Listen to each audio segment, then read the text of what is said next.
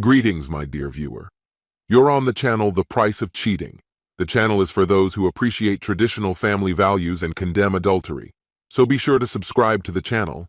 Let's get started. 1 week before the wedding, Thomas finished work early, ignoring a client's call, and hurried home to focus on writing his wedding vows.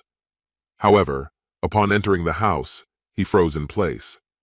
His fiancée stood before him in a striking black cocktail dress, a pearl necklace draped around her neck, and high heels that accentuated her figure.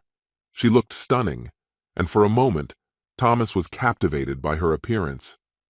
"You're back earlier than I expected," she said, her voice unusually sharp, with a hint of unease. Thomas sensed that something was off, though he couldn't quite figure out what. Thinking he might have forgotten some dinner plans, Thomas smiled, kissed her on the cheek, and said, "Give me 10 minutes, I'll shave and change." But Ava's trembling tone as she responded gave him pause. "Where are you going?" He stopped, puzzled. "With you, of course. You're dressed like we're going somewhere." A brief silence hung between them before she let out a heavy sigh, guilt clouding her expression. "There's something you need to know. I didn't know how to tell you, so I was going to leave a note, but I'm leaving for the weekend," she confessed, her eyes darting toward a suitcase by the door. Thomas frowned. "Leaving? What do you mean? We're in the middle of wedding preparations. What's going on?" "I just need some space," she mumbled, her voice trembling. "I'll be staying at a hotel for the weekend." "Alone?" he asked, suspicion creeping into his voice. The pause that followed felt endless before Ava whispered, "No, I'll be with a friend." A cold knot tightened in Thomas's chest, and he exhaled slowly, trying to maintain his composure. "A friend? Should I assume this friend is a man?" Her silence and the guilt in her eyes told him everything. "It's not what you think," she muttered. "He's just a friend." "A friend?" Thomas repeated, his voice rising as his fists clenched at his sides. "You're spending the weekend before our wedding with some guy and expect me to believe it's innocent?" "I need this," she asked quietly. "Who is he?" Thomas's voice cut through the air, vibrating with tension. "Who is this guy you'll be sharing a bed with?" "It's not like that," Ava whispered, lowering her gaze to the floor. "We're just talking about everything." "What is he? A therapist? A counselor?" Thomas snapped, losing patience with her evasive answers. But she remained silent, her gaze fixed on the floor. "Is he at least licensed to help couples before their wedding?" Thomas continued sarcastically. Her lips quivered, but she couldn't form any words. Finally, she mumbled, "He's just a good listener." Thomas's jaw tightened. "A good listener? So, a week before our wedding, you're going to spend the weekend with some guy because he's a good listener?" Tears streamed down Ava's cheeks, her guilt spilling out in the form of silent sobs. "Look at me!" Thomas demanded. When she finally raised her eyes, mascara ran down her cheeks, and her flawless appearance was now ruined. "Tell me again. Who is he?" "Promise you won't hurt him," Ava whispered, her voice barely audible. Thomas's eyes darkened with fury. "I promise I'll find him," he growled. "And if you don't tell me who he is, I swear I—" Ava collapsed onto the floor, curling into a ball as if trying to protect herself from the heat of his anger radiating from him like fire. "Get up!" he yelled, but she didn't move. Enraged, Thomas grabbed a mirror in the hallway and threw it at the wall, shattering it into pieces that scattered across the floor. The sudden noise made Ava jump to her feet. "That's why I was leaving a note," she cried. "I wanted to explain everything before you got home." Thomas's eyes burned into her. "So, if I hadn't come home early, you would have just disappeared." His voice was icy. Ava nodded, unable to say anything more, her shame robbing her of words. Thomas struggled to keep his emotions in check, his anger boiling beneath a facade of calm. "So, you were planning to disappear for the weekend with another man and leave me just a note?" His voice was filled with disbelief. He opened his briefcase, pulled out a notepad and pen, and carelessly tossed them onto the table as he sat down. "This better be one hell of a note." Ava hesitantly sat across from him. After a brief pause, she began writing. The minutes stretched on, and as soon as she put down the pen, Thomas waited anxiously. When she made no move to hand him the notebook, he reached out and snatched it from her. There was only one cryptic line on the page. "Next week I'm starting a new chapter in my life, and I need to do it before it's too late." His face twisted with shock and disappointment. His voice trembled as he spoke. "Tell me the truth. Were you planning to leave me for someone else?" Ava hesitated, her eyes darting around the room before she answered. "If I had more time, I would have explained everything." "That's not an answer," he cut in sharply. "How could you think this would help us? How is this supposed to improve our marriage?" Her words caught in her throat, and she struggled to find any justification. I thought it might help us." Thomas shook his head, unable to believe what he was hearing. "Help us? People destroy marriages over things like this, Ava. Affairs ruin everything. There's nothing left after that.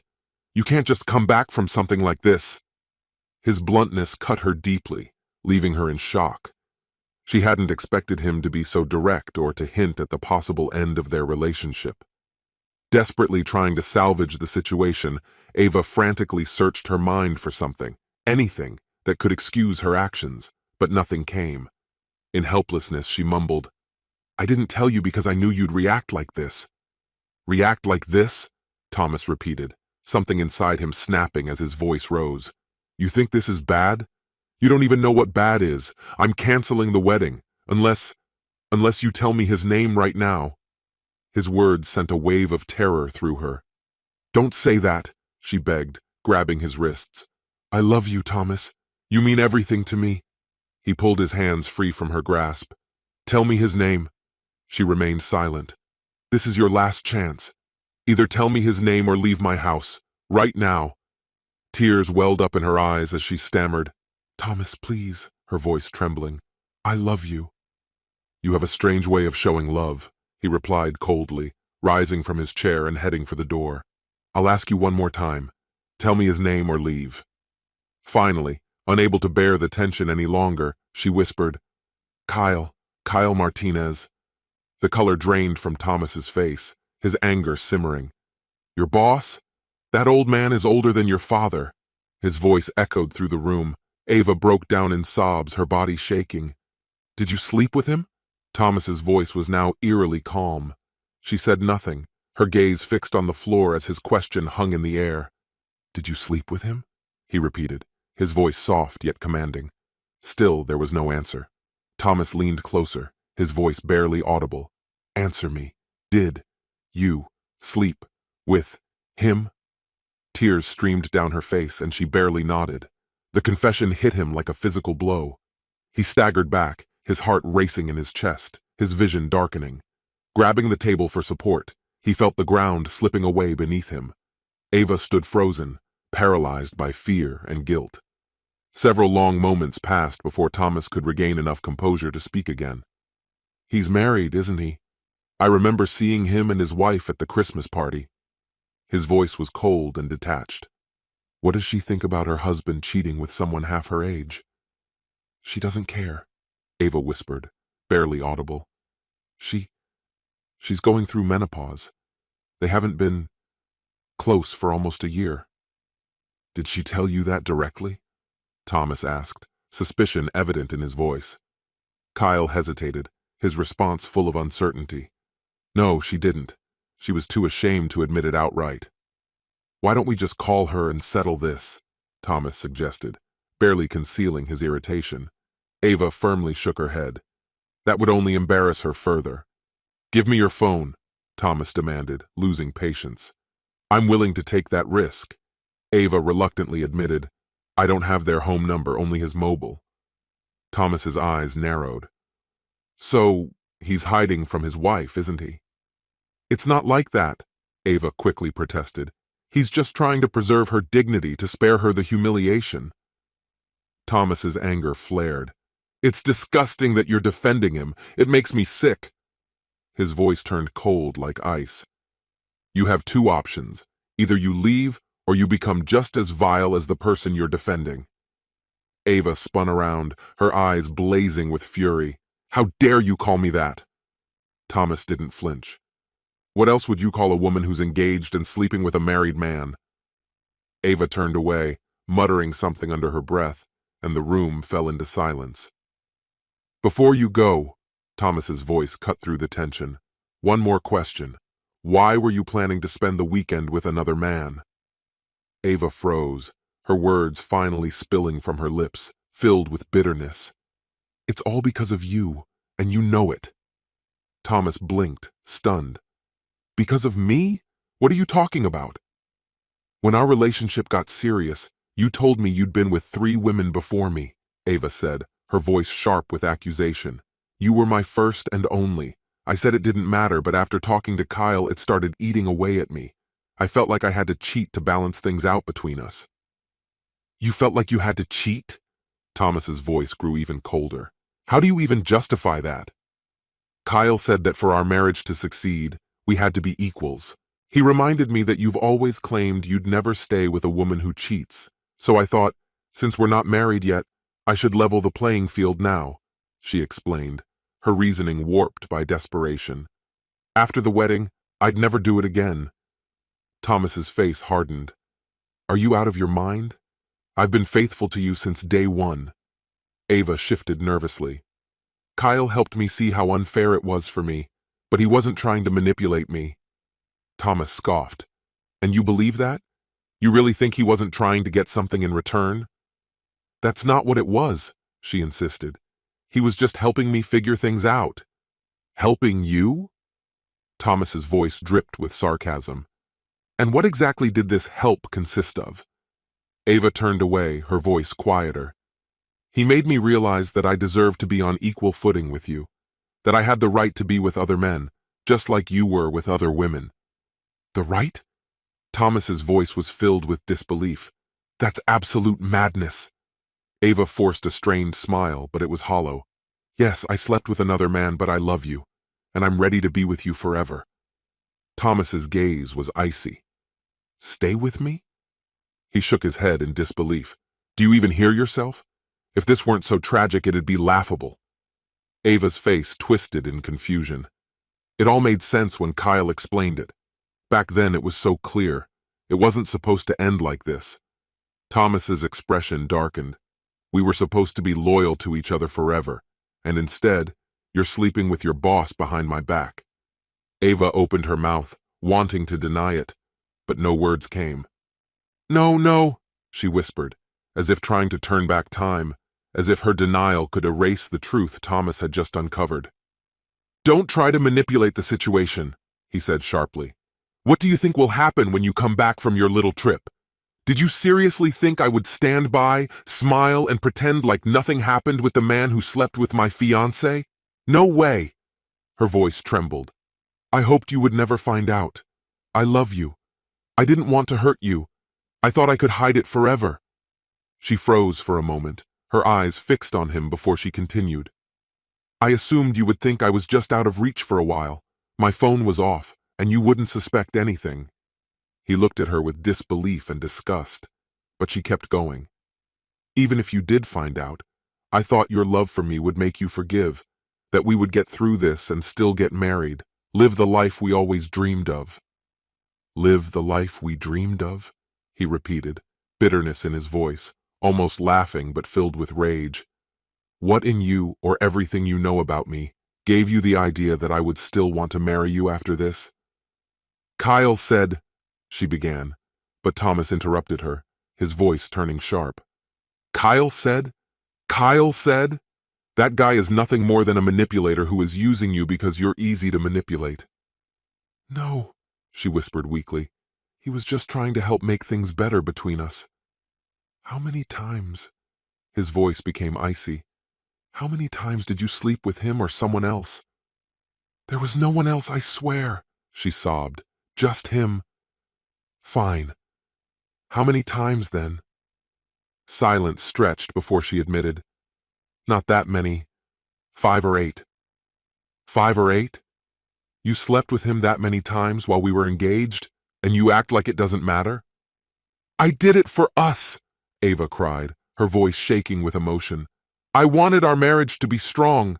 You remember when I told you I wasn't innocent?" "Yes, and I didn't tell you how many girls I had been with. You know I've made love 3 times, But I didn't say it was with 3 different girls. I was with Patricia Johnson, thinking we would run away after graduation, until her mother caught us. You know how that ended. They moved away and I never saw her again. 2 months later, I met you. Since then, I haven't even kissed another woman. His words were clipped, his anger evident in every syllable. And meanwhile, you were with someone else, 5 or 8 times. You can't even keep count. Ava felt her stomach tighten with guilt. So, you're ahead by 4 or 5 women, Thomas sarcastically added. Maybe I should go and sleep with a few more to even the score. No, please, no! Ava cried out, her voice shaking with panic. Do you really think that scoundrel would be calm if I had 4 or 5 affairs to even the score? And what about Laura? You've always said you didn't trust her around me. Or maybe I should try your sister. She's single after all. Stop! Ava shouted, her voice cracking.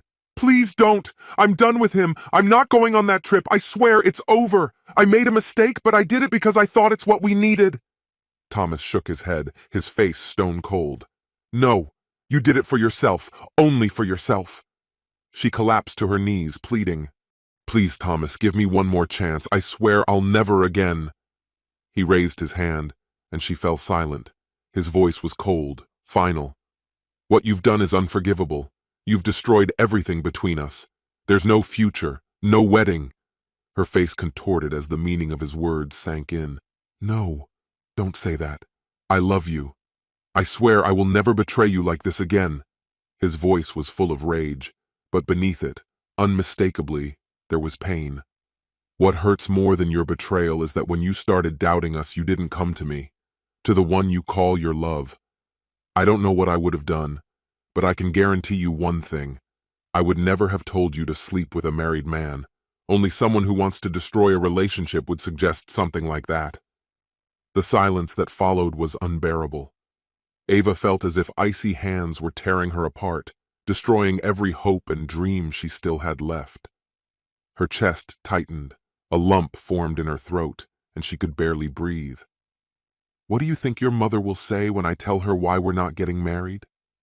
Thomas's voice was quiet, dangerous. When I explain that you gave yourself to another man, how do you think she'll react? I'll make sure everyone knows what you've done.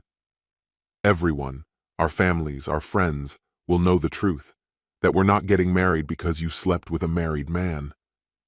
His hand gripped her fingers, and with a sharp movement, he ripped the engagement ring from her, nearly twisting her finger in the process. No, she gasped, trying to reach for it. It's mine. You gave it to me. Ava desperately struggled, trying to get the ring back, the last reminder of what they once meant to each other. But Thomas's expression remained cold, his grip unyielding. You destroyed everything, he hissed, his knuckles white as he clenched the ring in his fist. Everything this ring symbolized is gone. His words were as sharp as a blade, cutting her to the core. We're done. I can't marry you. His gaze pierced her, and the seriousness of his words was undeniable. Leave now, before I do something I'll regret.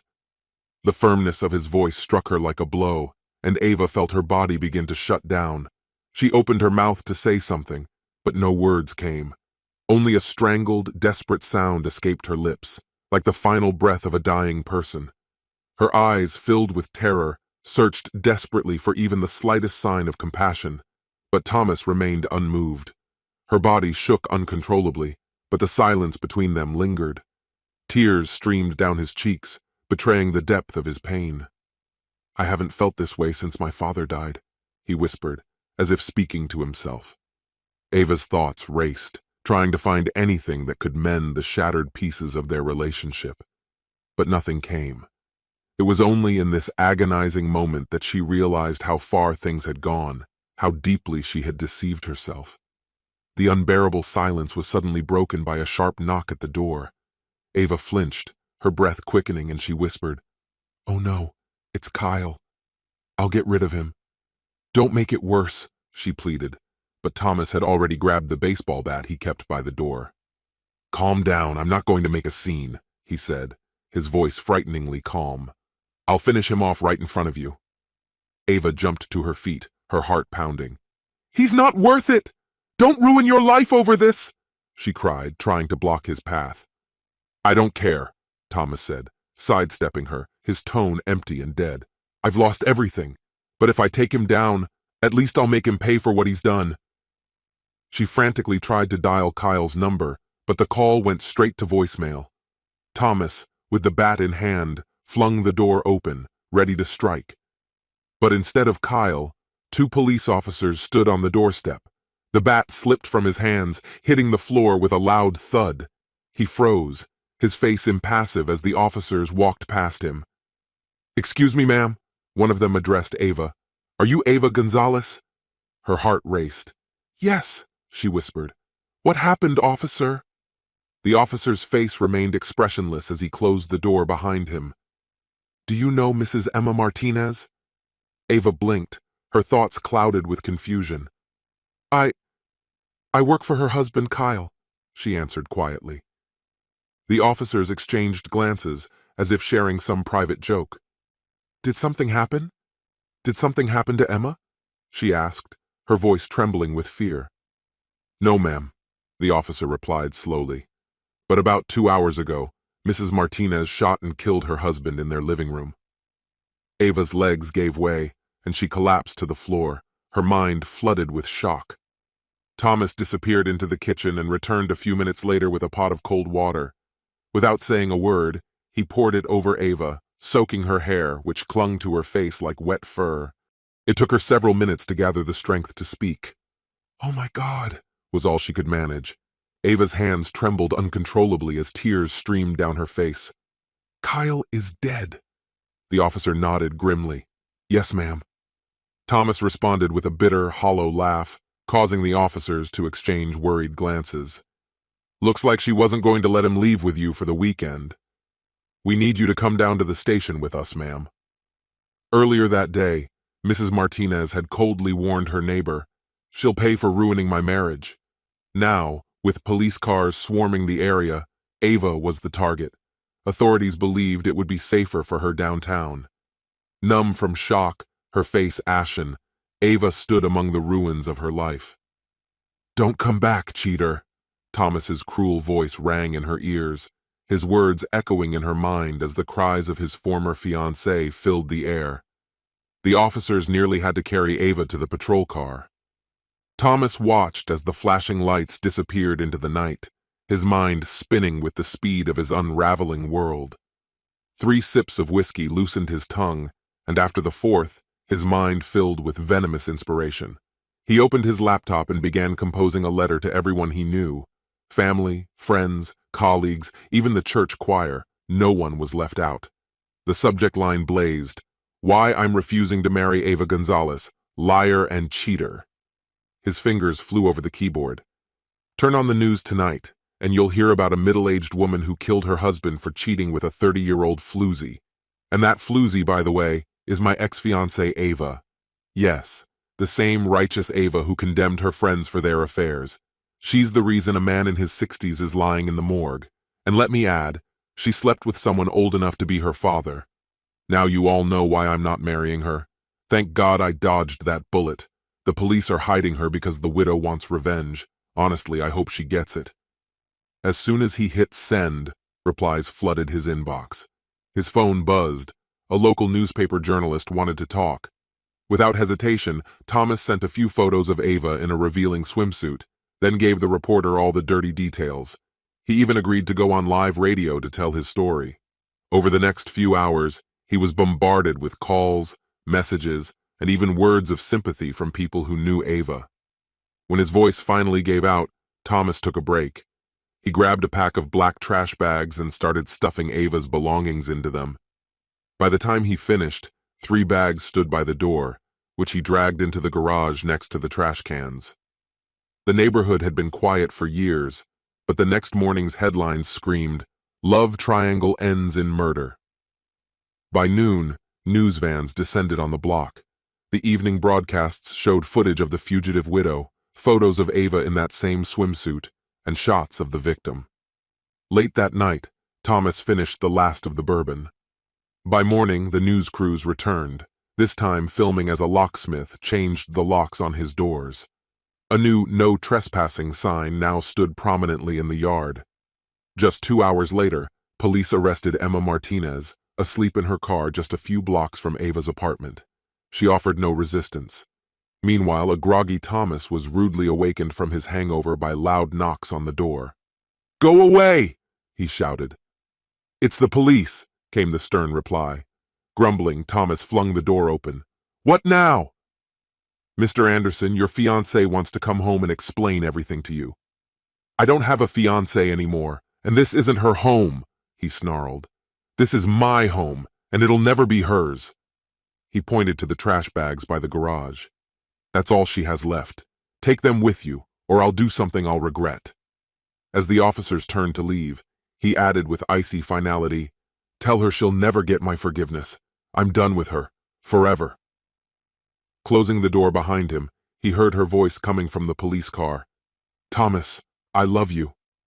He didn't respond, turning on the television and settling into the armchair. An old black-and-white Western flickered on the screen, offering a distraction from his thoughts. No one had ever taken responsibility for leaking the photos that exposed the affair to Martinez's wife. But everyone in the office knew that the secretary, Kayla, showed up on Monday with a smug smile. Ava quickly found herself isolated. She hadn't even reached her office when she lost her job. After the death of the business owner, despite his wife hiring expensive lawyers claiming she was temporarily insane, the company was sold to a foreign buyer who immediately fired all the staff and moved operations abroad. Ava's family turned their backs on her, branding her as an unfaithful fiancée. The day after her court testimony, she packed her things into her car and left town in search of a fresh start. As she drove past Thomas's house for the last time, she saw a bright "for sale" sign on the lawn. She tried to keep driving, but tears blurred her vision. Ava pulled over to the side of the road, closed her eyes, and longed to feel the comfort of his arms once again. In that moment, more than anything, she just wanted to disappear. 4 years later, Thomas returned to his hometown for the funeral of an old friend. The Alumni Association had invited the entire class, and a large crowd was expected. It was his first visit since the events that had turned his life upside down. Walking beside him was his beautiful wife, Barbara, her hand holding his tightly. Barbara understood perfectly well the painful memories this town stirred in him and responded by gripping his hand even tighter. Their energetic 2-year-old son, Mason, started to grow restless and soon ran off in search of adventure. As Thomas and Barbara stopped to admire the window display of an antique shop, distracted Mason bumped into a woman begging for alms. She staggered, dropping a paper bag, and a few items spilled onto the sidewalk, including a condolence card. "Mason Anderson, stop fooling around this instant!" Barbara's firm voice cut through the air, making the woman freeze at the sound of the familiar name. Turning to her, Barbara quickly apologized. "I'm sorry. We've been driving for a long time, and he's full of energy." Mason approached the woman, his voice soft and apologetic. "I'm sorry I made you cry. Are you okay?" The woman gave him a kind smile. "It's all right. You have a well-mannered boy. You should be proud." When Thomas bent down to pick up her fallen belongings, their eyes met. For a moment, their gazes locked in silent recognition, as Mason handed his father an apple that had fallen out of the bag. Without a word, Thomas returned the bag to her, but Barbara noticed tears starting to form in his eyes. Her protective instincts kicked in immediately, and she abruptly stepped between her husband and the woman who carried so much of their past. Her look, cold and sharp, carried a clear warning. "Stay away from my family," she said in an icy tone. As Ava turned to leave, Barbara's parting words pierced the air. "Forever means never. You're in this position because of your sins. You thought you could do all that evil and be happy. No, this is your karma." This concludes the story. If you like it, then put your powerful like and subscribe to the channel. Greetings, my dear viewer. You're on the channel The Price of Cheating. The channel is for those who appreciate traditional family values and condemn adultery. So be sure to subscribe to the channel. Let's get started. Since it was my day off, I decided to invite my close friend Alexander for a drink. We found a quiet corner in the bar, away from the noise.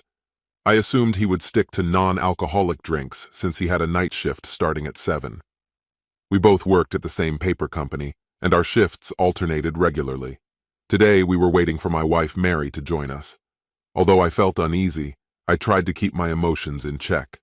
Alexander, oblivious to my short responses, kept the conversation going. Mary and I had a long history. We had known each other since high school and moved in the same circles as we grew up. Over time, both of us grew fond of Alexander, and he became an integral part of our group. Though Alexander was a good friend, he wasn't always the most reliable. His reputation as a womanizer had followed him since his youth. His commitments were often as flimsy as warm jelly. However, my feelings for Mary deepened over time, and it seemed mutual. Our friendship naturally blossomed into love, and by the time we were 25, we were married. On weekends, the four of us often got together: Mary, Alexander, I, and whoever he was dating at the time. Despite his occasionally unreliable behavior, Alexander was always there when it truly mattered. From the start, it was clear to everyone, even my parents, that Mary and I were meant for each other. Our marriage felt like the natural culmination of our relationship. Alexander was my best man at the wedding, although he also managed to cause trouble at my bachelor party. He left me on a train without any money. Luckily, I had anticipated such pranks and hidden some cash and a credit card in my sock. Although the night didn't go as smoothly as planned, I eventually stopped worrying about the expenses. Alexander was genuinely stunned to see me at work the next day. He had already prepared an excuse in case I didn't show up. From a young age, Mary had a natural flirtatiousness. At first, she didn't even realize it, but as she grew older, she learned to control it, limiting herself to harmless smiles and playful glances. It never went beyond that. Crossing a physical line wasn't her style. "Why do you flirt with other men?" I once asked her. She smiled softly and replied, "It's fun. It doesn't mean anything." Even Alexander wasn't immune to her charm. Over time, her behavior became something I got used to, and it seemed strange if she didn't flirt at least a little. One evening, several years after our wedding, I asked her as we left a bar, "Why don't you ever flirt with me in public?" She laughed. "Flirting with your own husband in public isn't all that exciting, but don't worry, I'll save that for the bedroom." And she kept her word. Our life together was filled with happiness, and our careers were flourishing. Alexander and I were both offered the opportunity to become shift managers at work. It required some training, and Alexander took the course first. I followed a few weeks later, which meant I had to spend the weekend away from home. Alexander, being single and attractive, always had plenty of stories about his romantic escapades. I, on the other hand, was married and responsible. Sometimes I'd have a bit too much to drink, but nothing serious ever happened. With the promotion, Mary and I were finally able to start saving for a down payment on a house. We were excitedly discussing our future, starting a family, getting rid of contraception, and settling down. It seemed like everything was going according to plan. But about 6 months ago, I began noticing subtle changes in Mary's behavior. At first, I couldn't quite put my finger on it. Initially, our intimate life seemed to have picked up, and I assumed it was due to my absence. But after a few weeks, things changed. Our closeness became less frequent, and I noticed that in public, she didn't flirt as openly as before. She still did, but it was more restrained. Small details started to stand out. The house wasn't as clean as usual. The laundry she usually did during the week was now being postponed until the weekend. Household chores, which she used to do in her spare time, began taking up the hours we spent together on weekends. Something was off, but I couldn't quite figure out what. I started paying more attention. One habit of hers struck me as odd. Every time she returned from work, she would head straight for the shower. At first, everything seemed fine, except for the fact that her showers suddenly became twice as long. I also noticed a significant decrease in her paycheck, indicating that she wasn't working as often. When I asked her about it, she said the supermarket was cutting her hours and hiring younger employees. But when I went to the store, I didn't see any new workers, just the same old team she had always worked with. However, I did notice a large recruitment sign posted prominently. That's when it hit me. Maybe she was seeing someone from work. I couldn't afford to hire a private investigator, and my new job was taking up a lot of time, making it nearly impossible to take a day off to investigate. Even if I could, Alexander would likely notice and ask questions. I wasn't ready to talk about this with anyone, not even Alexander. I was afraid Mary was drifting away from me. I needed undeniable proof. So I went online and bought some small, discreet Wi-Fi cameras. I installed them in the bedroom and living room, and I also put a tracking app on her phone. Weeks went by, but I didn't find anything suspicious. Frustrated, I decided to confide in Alexander. I shared my fears that Mary might be seeing someone else and asked for his help. He seemed skeptical, assuring me that Mary loved me too much to do something like that, but he agreed to help. He offered to keep an eye on her in the evenings when he had day shifts, and he said he would check in on her during the day when he worked nights, updating me on anything he found out. Mary worked at the supermarket stocking shelves, and I suspected her affair might be happening there. If it was happening at work, it would be hard to catch them. Weeks passed, and Alexander didn't report anything. He was confident that there was no affair. He had a contact at the supermarket, and he assured me there were no rumors about Mary. There were rumors about other employees, but none involving her. Despite his confidence, I couldn't shake the feeling that something was wrong. The signs were too obvious. Extra affection, new lingerie. It was only a matter of time before the truth came out. Although her wardrobe hadn't changed much, she started doing her hair more often and regularly applied makeup. One Saturday night, we went to a local bar with a small dance floor. Normally, Mary would dance with both of us, but this time, she spent almost the entire night dancing with me. She only danced with Alexander a few times, and that's when it hit me. Her flirting with Alexander had stopped. She wasn't just flirting anymore, she was with him. How could I have been so blind, trusting both of them, two of the closest people to me outside of my family? That's when everything became clear. I had been blind to the truth, but I needed to gather more evidence. This time, I decided to handle it myself. Mary and I had schedules that often coincided, making it easier for her to hide her comings and goings. But her work hours changed, so we had a calendar with her schedule on it. I reviewed the records of when she left the house, comparing them to the calendar. It became painfully obvious. She was leaving around 9 a.m., even though her shift didn't start until 1 p.m. She often left her phone at home, and to get from Alexander's house to the supermarket, she had to pass by our house. How foolish I had been. The next Monday, I had a day shift, and Alexander had a night shift. Mary's shift didn't start until the afternoon. After leaving for work, I called in sick. Even though her shift was later, she left the house about an hour after me, heading straight to Alexander's house, then leaving a few minutes before her shift started. Our home was neglected, barely cared for because she spent her days there, not here. I took pictures of her going in and out of his house. I needed to be sure. I needed undeniable proof. I didn't want to look like a fool when I confronted them with the truth without concrete evidence. On Monday evening, I decided to take a walk, already knowing exactly what I was going to do. Alexander's spare key wasn't a mystery to me. I knew exactly where he kept it. I brought 2 hidden Wi-Fi cameras with me, confident that among the clutter of his apartment, they would go unnoticed. I had no problem installing one of these cameras in his bedroom. During my last visit, I noticed the apartment was unusually clean, which was rare for him. It made me wonder if he was seeing someone, although he hadn't mentioned anything. I wouldn't have been surprised if he brought someone over. He had a habit of inviting women to his place. But the next day, I saw them together. The kiss Mary gave him was far from friendly. It was something for lovers. I heard her complaining about the mess, and then she immediately started cleaning. When she was satisfied with the result, he took her hand and led her to the bedroom. They stayed there for 2 hours. That was enough for me. I couldn't make myself watch what happened next. The pain was unbearable, and I saved the recording for later. That was last week. When Mary asked why I had become distant, I told her I wasn't feeling well and wasn't ready for intimacy. With my parents moving, I suggested she come with me to visit them for the weekend. There was no space for intimacy there either. It just felt wrong, especially after what I had seen. Besides, one of Alexander's remarks on the recording made me even more suspicious.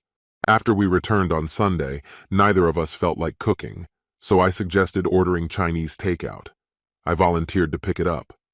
On the way, I drove close enough to Alexander's apartment to connect to his Wi-Fi. My suspicions were confirmed. Then I texted Alexander, suggesting we meet at a pub before his shift. I arrived early and ordered drinks, one for me, one for him, and one for Mary. When Alexander arrived, curiosity flashed across his face as he asked what the meeting was about. I told him I'd prefer to wait for Mary. His face darkened slightly. He only drank half of his cocktail, not wanting to get drunk before work. Soon, I received a message from Mary saying she was on her way. I left my phone on the table, screen up, waiting for the next message. When Mary arrived, she slid into the seat beside me, giving me a quick peck on the cheek. She glanced briefly at Alexander and then looked back at me with a smile. "So, what's the secret?" she asked in a playful tone. I leaned back in my chair and calmly said, "It's quite simple. How long have you two been seeing each other behind my back?" The shock on their faces was exactly what I expected. I had hidden an old mobile phone in the corner, recording the entire conversation. Mary's voice wavered as she said, "It's not like that. Why would you think that? We're not doing anything wrong." Alexander raised his hands in a defensive gesture, his face flushed. "Man, this is crazy. We'd never do that. You're just paranoid." Both of them were clearly shaken. That's when I calmly reached into my pocket and pulled out a few photographs. I slid them across the table, pictures of them holding hands as they entered his bedroom. The timestamps confirmed everything. 2 hours later, they came out, and one of the shots captured them kissing like lovers. Mary's face turned pale when she saw the images. I pulled an envelope from my other pocket. Inside was a separation agreement I had prepared. I tossed it on the table in front of her. Mary opened it, her hands trembling as she read the document. Her voice cracked as she began to plead. No, I don't want this. I'm so sorry. Please, I don't want this."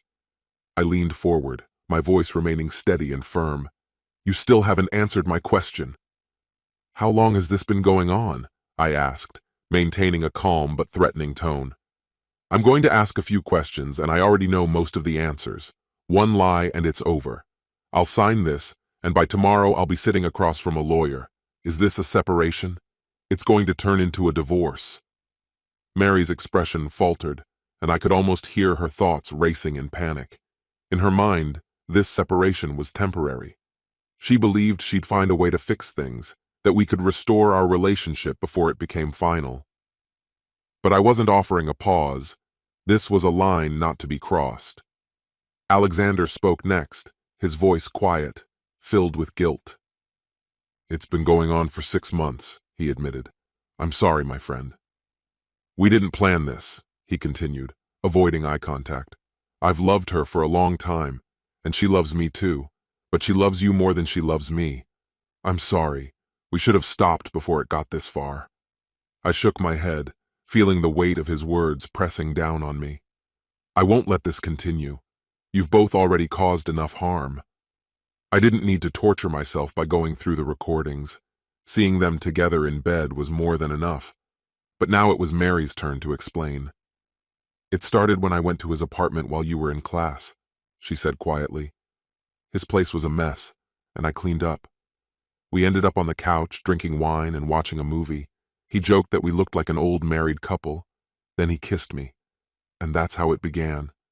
I clenched my jaw, feeling the anger boil within me. "You felt guilty," I said sharply, "but not enough to stop, right?"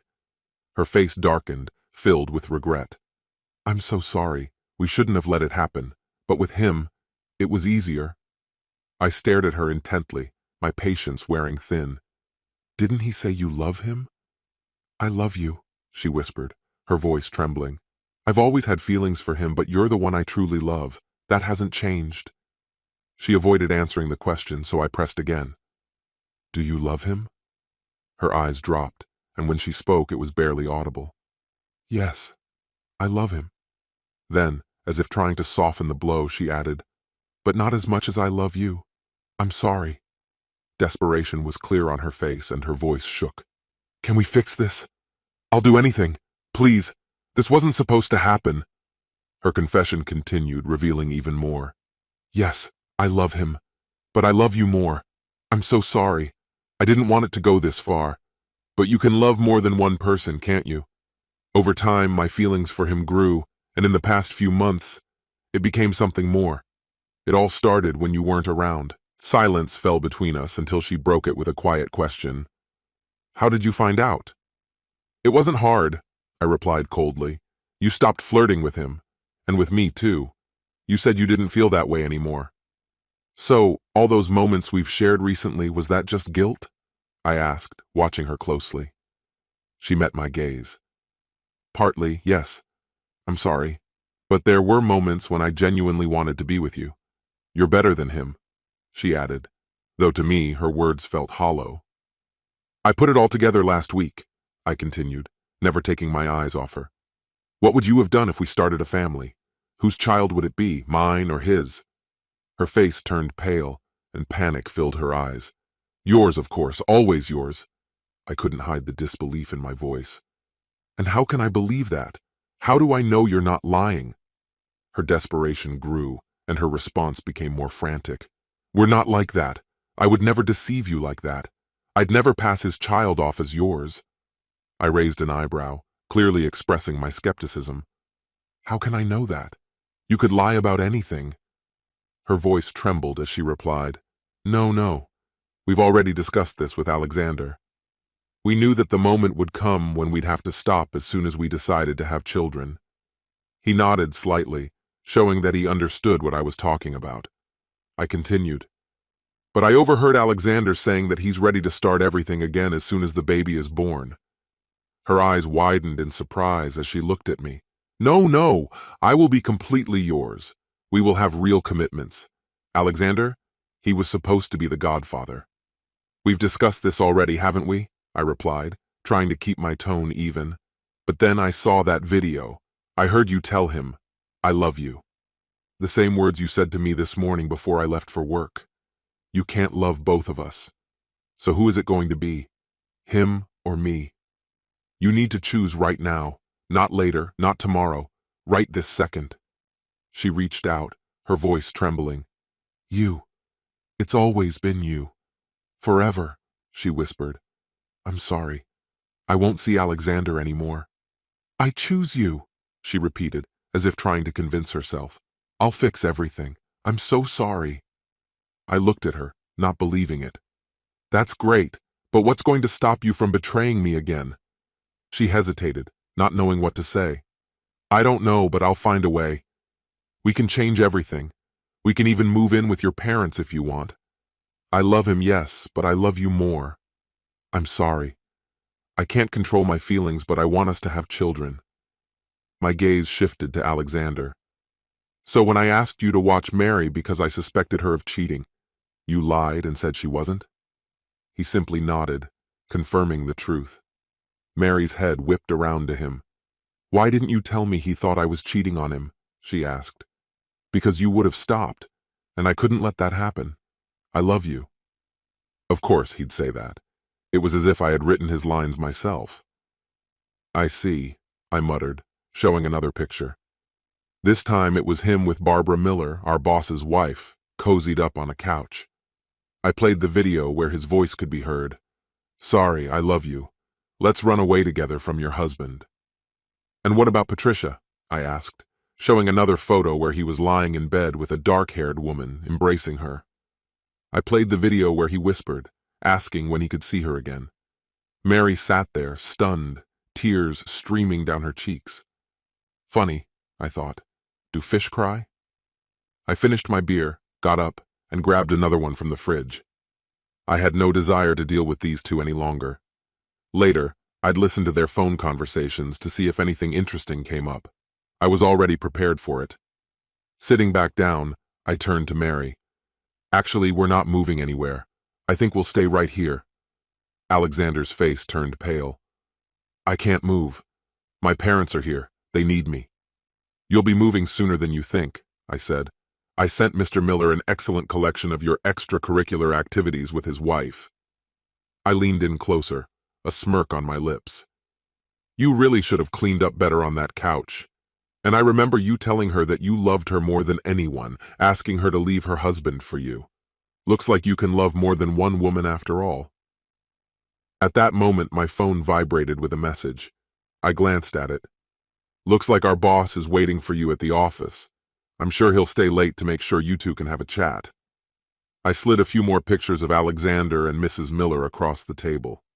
Finally, Mary grasped the full scale of what was happening.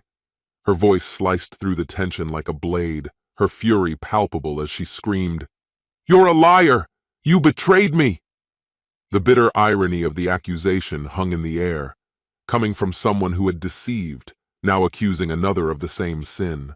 Alexander didn't linger. Without a word, he disappeared quickly, not even looking back. Mr. Miller, tall and imposing, remained in place. Mary reached out, her voice trembling. "Forgive me, darling." Her apologies flowed endlessly. "I'm truly sorry. We shouldn't have let this spiral out of control. Let's just forget about this break. I'll fix everything. I'll do whatever it takes. I want to save our 6-year marriage." Her desperation was obvious. "Anything. Just don't leave." I calmly told her to stay put while I walked to the window. My suspicions were confirmed by what I saw, prompting me to make a call. 911, I need to report an incident, I told the operator. Outside the pint bar, there's an assault happening. You should send assistance. I chose not to reveal my identity. I didn't want to get involved in the aftermath. If they wanted to find me, they had my number. The previous message I received had been from Mr. Miller. When I returned to Mary, she was still crying. "I'll do anything you ask," she repeated, her voice trembling. I couldn't control what happened, but I know it was wrong. When it started, I didn't know how to stop. "I'm so sorry," she continued, her voice filled with regret. "We should have been stronger. I hate that I hurt you. I'll do whatever you ask. Just don't involve anyone else. I'll always look perfect for you." Her words faded, and another thought crossed my mind. "So you didn't use protection, did you?" I asked, locking eyes with her. She looked shocked, her eyes widening. "I'm on the pill," she muttered. I leaned in closer, studying her face carefully. "And besides you and Barbara Miller, how many other women has he been with? We both know about Patricia, that one random time, but this isn't just about pregnancy, is it?" A flicker of irritation crossed her face. "I guess I should get tested." I nodded. "That's probably the best option," she sniffled. "First thing tomorrow." Her next words were barely audible, a plea. "Please take me home. Let me be with you again. I swear, nothing like this will ever happen again. I promise." "When you're clean," I replied coldly. "But there's something you need to do first." "Anything, darling. Whatever you want. On the way home, we'll stop by your parents. You'll tell them everything." Her face went pale. "No, please, no, I can't do that. I can't hurt them like that." "If you can't do that, you can't do anything for me. That's the condition." The finality of my words seemed to crush her. "I guess that's where we end this." I pulled out the divorce papers, signed my name, and handed them to her. She stared at them, her resolve crumbling. "Fine, I'll do it. I'll tell them." "Good. We'll stop by on the way. And don't worry about sharing all the filthy details. Just tell them you had an affair with Alexander and how long it's been going on. Simple as that." When we stepped outside, we were greeted by flashing lights, an ambulance, and several police cars. "Where did they all come from?" she whispered. From the end of the weekend until today, it was rare to see even a single police officer in the area. But now, 7 had gathered at the scene. We approached the front door of her parents' house. She was still crying, trying to pull herself together. Her mother gently led her inside while her father stayed by the door, visibly anxious. "Honey, what's going on?" her mother asked with concern in her voice. "Is everything okay? Is Michael all right?" She nodded slightly, wiping away the last of her tears with her hand. "Yes, Mom. Michael's fine. Well, not exactly." She paused to collect her thoughts, took a deep breath, and spoke again. "Mom, Dad, I need to confess something. For the past 6 months, I've been involved with Alexander. It was a terrible mistake, and I deeply regret it." We talked, and Michael, he forgave me. Her father stepped closer, now standing next to her mother. Both turned their attention to me and the suitcase I had brought with me. I couldn't hold back any longer, and my voice cut through the tension. I never said I forgave you. Mary's head snapped toward me, her face turning pale at my words. I dropped the suitcase to the floor, the sound echoing through the room. Her eyes widened, and her hands flew to her face, covering her mouth, shocked by the truth. 6 years ago you chose me, but then you decided it wasn't enough. You needed him. I'm sorry, Mary, but one apology isn't enough to fix this. I've already spoken to a lawyer. I pulled a thick envelope from my pocket, its weight feeling much heavier than its size, and handed it to her. Her father, whose eyes now glistened with tears, reached out and took it from me. Divorce papers, I said in an even tone. For the past 6 months you've lived as though you were married to him. All I've received from you are guilty confessions, followed by declarations of love for him. I even saw you cleaning his apartment. Do you even realize that the only thing that mattered to him was that you cleaned for him? It made his life easier so he could impress other women. Our marriage will end in 60 days. The apartment is up for rent. You can either stay there or return to your parents, if they'll have you. I don't care. Just let me know if you want to keep the apartment, and I'll come by to pick up my things. Through her sobs, she could barely manage to say, "But I love you. I really do love you."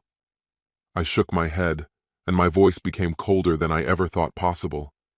That wasn't enough, Mary. You made your choice when you chose a liar who betrayed all of us. He wasn't just a cheater, Mary. He betrayed you. He betrayed Mr. Miller, and in some twisted way he even betrayed Barbara by choosing you. If you ever wondered what kind of husband he would be, I hope you figured it out by now. Without saying another word, I turned and left.